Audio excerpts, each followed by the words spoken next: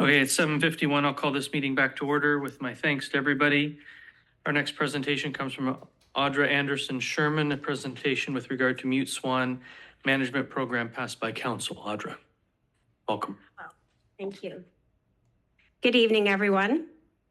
Thank you, Mayor Ostrander and Council, for the opportunity to speak to an issue that is very important to our community. I am Audra Anderson Sherman, and I'm here on behalf of hundreds of Brighton residents who are extremely concerned about the motion Council passed on March 25th that supported Mute Swan management. Management, as you know, involves destroying the swan's eggs and or killing them. In respect of the limited space in council chambers, only a few of those residents are here today. Please stand up or raise your hands. We appreciate the mayor's clarification 2 weeks ago that no harm would come to Brighton swans. However, the motion still stands. It is clearly supportive of management and includes reference to managing mute swans in and around Presqu'île Bay.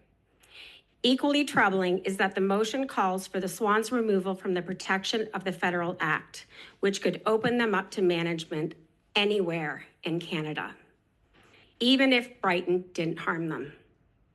As people became aware of this motion, dozens reached out to me, and a group of us came together to gauge community response.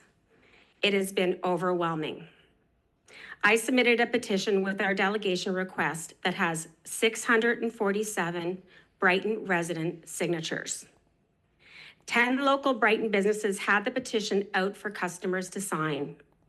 That is not only out of compassion, but because businesses recognize there would be an economic and tourism impact.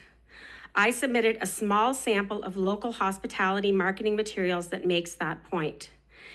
Businesses here know that people visit Brighton in part to enjoy the swans at our waterfront. A separate tourist and visitor petition and one on change.org was getting about 200 signatures a week, largely from our area, but also from farther afield. We have over 1,000 signatures on those petitions. So I can tell you, residents, voters, tourists, and visitors do not want this motion to stand. I'll now turn it over to Callie Duffin, who is the founder of the Mute Swan Society, to go through some facts about mute swans that should give you comfort in that supporting management is not only unpopular, but is unnecessary. Callie? Hi, thank you, Audra, and thank you, Your Worship and councillors, for the opportunity to speak tonight. One role of the Mute Swan Society is to monitor and share research. I know Audra provided a literature review, and I invite you to read that document. I will be speaking to the presentation, which covers the highlights of that literature review and specifically addresses the concerns raised by Doug McCrae in his delegation before the March 25th motion. Before jumping in, I do want to say how much I respect Doug and how much I like him. It pains me to disagree with him, but I appear here because the swans are not guilty as charged. So I will turn to the presentation and we'll start on the second slide. Yes, exactly. So on March 25th, Doug McCrae said that many of the bird species he grew up with have declined. And while he recognizes causes include development and intensification, he said that in his opinion, mute swans were one of the greatest threats. Wetland birds have declined because human activity has reduced the majority of wetlands in Ontario. With their traditional habitat reduced or compromised, species used to pristine environments do not do well. Conversely, mute swans do well in degraded environments. That does not mean they caused the degradation. Next slide. 3 of the species that Doug mentioned had been decreasing by the 1970s and were below their goal population by 1978. Since the first breeding pair of mute swans was recorded in Brighton in 1985, they could not have contributed to the most precipitous declines. And those declines occurred across Canada, even in areas with no mute swans. 2 other species Doug mentioned remain within goal range Canada-wide. While they may have relocated, their overall population has seen little change. Next slide. Some good news is that 4 of the 6 species Doug mentioned are showing signs of recovery in coastal wetlands, which are represented by the blue lines in these charts.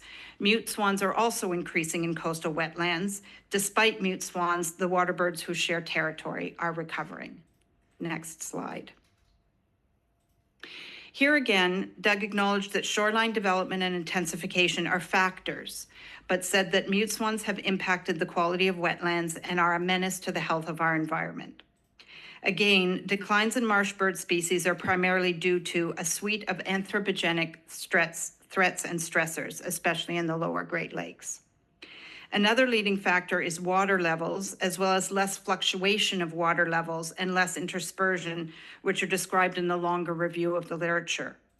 Water levels were lower and more stable before 2016, and that corresponded to declines in 5 of the species Doug mentioned. Water levels have been higher since 2016, and those species are increasing. Mute swans have no control of water levels. Next slide. Doug referenced other jurisdictions who have aggressively managed mute swans and pointed to Chesapeake Bay as one example. Chesapeake Bay had indeed virtually eliminated mute swans by 2013. Despite that, its water quality in the most recent report still received a D+. Next slide.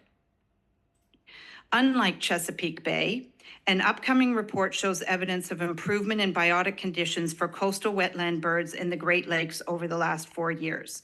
It is notable that 4 of the 6 areas in the lower Great Lakes that are good, as shown in blue, correspond to the highest concentration of mute swans. Next slide. Doug stated that mute swans are highly aggressive, chase out intruders, and have left much of our wetlands a virtual biological desert. In fact, multiple studies show that the vast majority of aggressive encounters are with other mute swans, not other water birds. Another study showed that many water birds are actually found closer to mute swans than at randomly placed control sites, suggesting there are benefits to sharing space. Next slide. Finally, Doug said that introduced species like mute swans are one of the greatest threats to the environment. It's important to remember that introduced is not synonymous with invasive. The UN platform on biodiversity and ecosystem services reports that only 10% of non-native or introduced species are harmful, meaning 90% are not. It is a native insect that is killing more trees than any other in North America, and introduced species can help ecosystems thrive. Countless ecologists and biologists have made clear that a species' origins should not be the basis for assuming they are invaders. Next slide. There's also the matter of when we choose to like or dislike introduced species, which is subjective. Cats, dogs, tulips, cherry trees and their blossoms, and the bluegrass on our lawns are all introduced species. Wheat and grapes, which are also on Brighton's coat of arms, were introduced, and the motion did not seek to remove them. Mute swans are now a naturalized species, which means they have lived in Canada for over 50 years as naturalized, but they've been here over a century, and nested in Ontario for more than 18 generations. Next slide. The native versus introduced dichotomy, though, came up on March 25th relative to trumpeter swans, as it often does. As Doug said then, and as illustrated in the bird life species fact sheet here, trumpeters did exist in Ontario some time ago, but they are not a native breeding or nesting species here. Next slide. Still, they are favored and fostered. As a result, their population has grown faster and their range and distribution have expanded much more than mutes.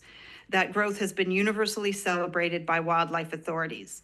And this is significant because mutes and trumpeters have essentially the same diets, attributes, and behaviors. But no concerns are expressed about trumpeters being a menace to the environment. This is a look at the relative numbers of Canada's 3 swans as of 2021, and as you can see, mutes are a fraction of the others. If their behaviors were truly so detrimental to our ecosystem, we should be 8 times more concerned about trumpeters because Canada-wide, they outnumber mutes 8-1. And to be clear, this is not a value statement or an anti-trumpeter comment. I support all swans. It is just context. I also recognize that they do not outnumber mutes in Brighton yet, but in part, that's because they never did nest here. So in summary, wetland birds have declined with a decline in wetlands. Declines happened across Canada, even where there are no mute swans and before mute swans nested in Brighton. That they were introduced does not mean they are invasive, and further proof that they are benign comes from the celebrated expansion of trumpeter swans who have the same diet, behaviors, and attributes with no concerns expressed about their impacts on ecosystems. The majority of Ontario municipalities, therefore, do not manage mute swans, and for all these reasons, it would be unjustified and would be cruel. The next 4 slides are just citations which were indicated throughout the presentation with the numbers. And I will close by saying that, of course, we recognize that councils sometimes have to make unpopular decisions. And I thank you for your public service because those are hard decisions to make. But those tend to be on substantive issues. In this case, there are not many mute swans within Brighton Council's jurisdiction. As Doug said, the majority are at the Presqu'île Provincial Park and Nature Conservancy waterfronts, so this needn't be a priority for council. I thank you for your time. I welcome any questions, and I'll turn it back to you, Mr. Mayor. Thank you very much for your presentation, to both of you for your presentation. I'll open the floor to questions of clarification for members of council. Council? Councillor Wheeldon. Thank you, Mayor. Normally, when faced with a matter of expertise, I look to local relevant experts. And this only came up because one of those came to us in the first place. Now we're being presented with other information that seems to counter that and seems to be very thoroughly sourced. And so I wonder if this issue might be a good one to send to the Environmental Sustainability Committee. I know we have members on the committee who have a background that includes managing wildlife populations, and they understand the complexities of that a lot better than I certainly do. And so I would like to have some opportunity to have this information or these dueling experts parsed for us by the committee that we've put together largely for purposes like this. Councillor Wheeldon, I'll note that there is correspondence later in the agenda at which we will be discussing whether to support or receive that correspondence. Maybe that's a good time for that conversation. Okay. Thank you. Any other members of council with questions of clarification? Thank you both. Thank you very much for your time. And as I noted, there is correspondence later in the agenda where we will discuss making a decision one way or the other, receive or support. It's moved by Councillor Rowley, seconded by Deputy Mayor Anderson, that council receive the presentation from Audra Anderson Sherman and Kelly Duffin regarding opposition to the Mute Swan Management Program passed by council motion March 25th, 2024. Is there any discussion? Those in favor? Any opposed? Motion's carried.